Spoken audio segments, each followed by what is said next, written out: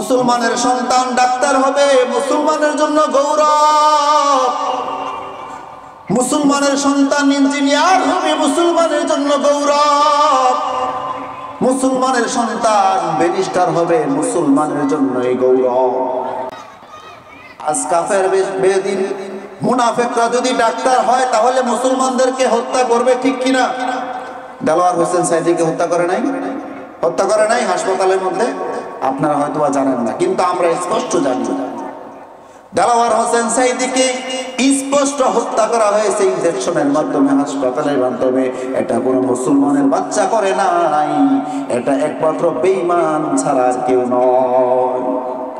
আজকে যদি মুসলমানের সন্তান সেই ডাক্তার থাকতো তাহলে কিভাবে সুচিকিৎসা করা যাইতো সেই ব্যবস্থা করত।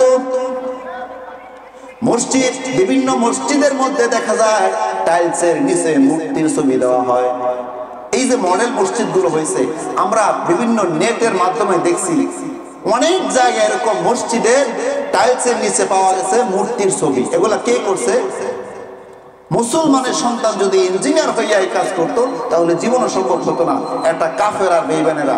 এজন্য আমাদের মুসলমানের সন্তান বেশি বেশি ডাক্তার হতে হবে, ইঞ্জিনিয়ার হতে হবে, আমাদের সব প্রয়োজন।